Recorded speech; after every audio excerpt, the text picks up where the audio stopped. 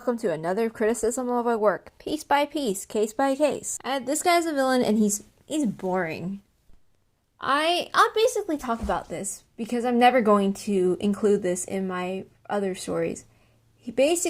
Our bad guys, our two main bad guys for the first half of Love Pudding. The second half doesn't count because I never wrote it, because the second half was going to be Lucifer or Satan. I'm not going to talk about that. It's not going to be a thing. It's not.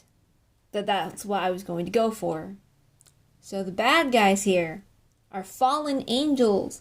And my concept was when an angel becomes fallen, when they become murked, they come back as demons. So they're demons. And that's how demons are made in my story.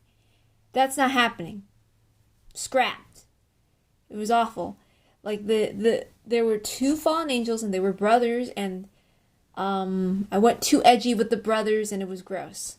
And that was his brother Azazel or whatever. I think I got that from Supernatural because I watched Supernatural when I was younger, so yeah. This villain is based off someone I know in real life. Just the fact that I just gave him a name I didn't like because I knew them. They're not the same person at all.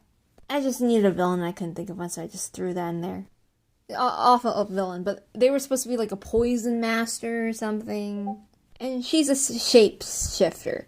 And I did I cannot explain how edgy I would write these characters.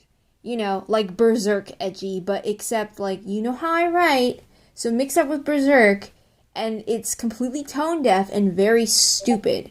And if you read after the Golden Age arc, and you know that one arc I'm talking about, there's stuff like that. That's why I'm not willing to show everything, okay? I have to rewrite the stuff that I did when I was 17. Why did I do that?